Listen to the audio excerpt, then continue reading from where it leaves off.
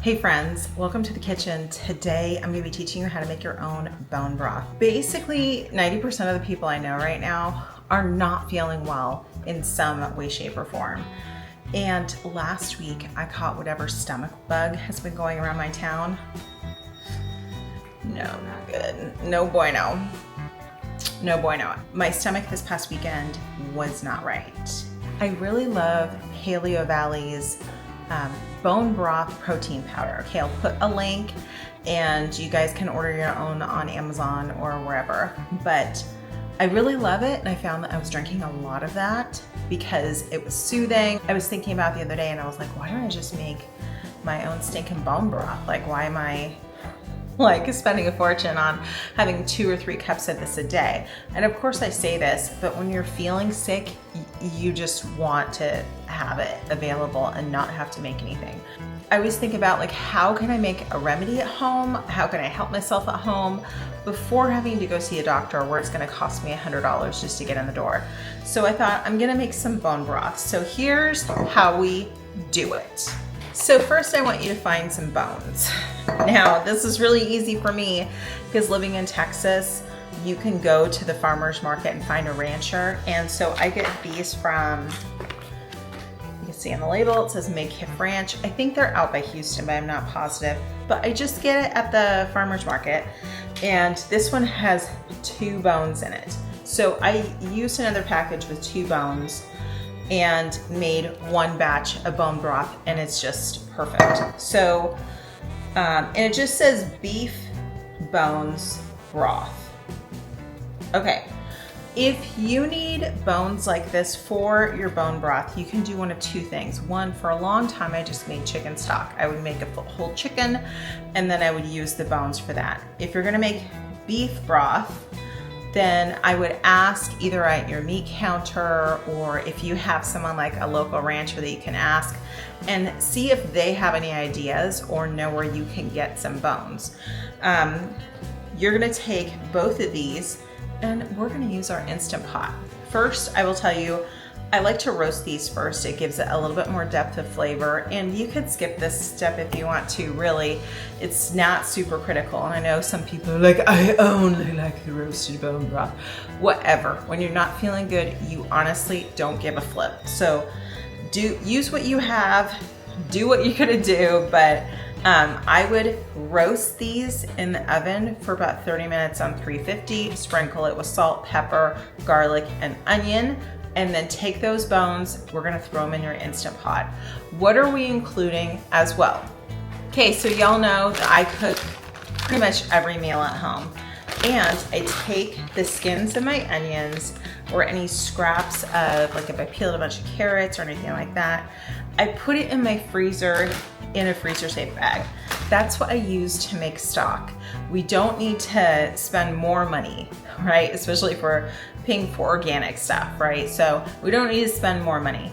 And this is a very similar recipe whether you're using bone broth, chicken stock, or veggie stock. You're making a stock of some kind. You're gonna start with onion, celery, carrot. And like I said, I just use the scraps from when I'm making other things. If you don't have that, then fine, go to the store and get all the supplies, right? But we're gonna throw all of that in either our Instant Pot or our slow cooker. We're gonna cook, I like to use the Instant Pot first because it does pressure cook it, and I feel like it does have a more intense flavor than just using it in the slow cooker all day. We're gonna roast these first, then get our veg, and as much as you have, put it in the slow cooker or your Instant Pot. So for the slow cooker, I cook it for 40 minutes on pressure cook and then just let it go on low and continue to cook. And the reason that I do this is, again, I want it to come up to pressure and make sure it's really cooked all the way through, and then just let it go low and slow for the rest of the day. So what are we gonna do with this beef broth? You can do a couple things with the beef broth. Now, I use 2 quarts in the soup I'm making right now, and I think I have 4 quarts left. So what I'm gonna do is I'm gonna take these jars that have already been chilled, and I'm gonna use these super, S-O-U-P-E-R, super cubes. And I'll put a link below You can get a multi-pack. You can also get these at Costco. But what's nice is you can freeze these big cubes, and it says there's 1 cup or 250 milliliters for each one.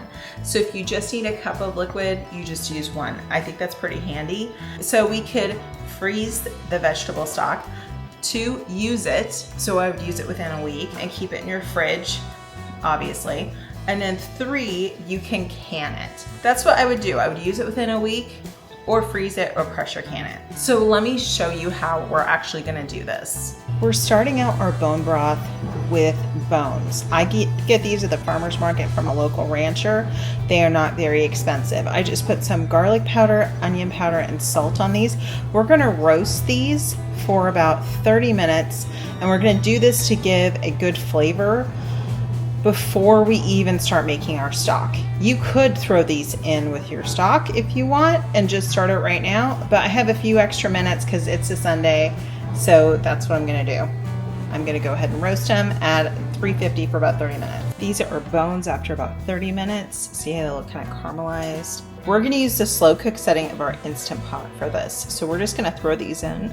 Hey friends, so this is Editing Victoria here. I realized I did not include the pot of stock and what I put in it before I started the Instant Pot. So what I included was all the bones that I roasted, and then onion.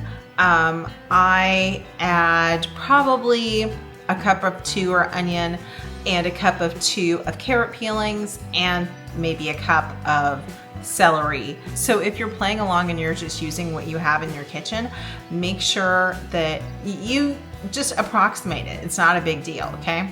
So like I said, I put all of my scraps in my freezer, and then I just use that. We're gonna cook that in our Instant Pot on pressure cook for about 40 minutes. And then after that, as long as you can leave it, if you can leave it and let it go all day, fantastic. You're gonna have a more flavorful broth. If you can only let it go for an hour or 2, it's probably gonna taste a little bit weaker. So that's just how it goes with stock. So good luck to you. Okay, I've got our Instant Pot filled up to the max line. We're just gonna throw the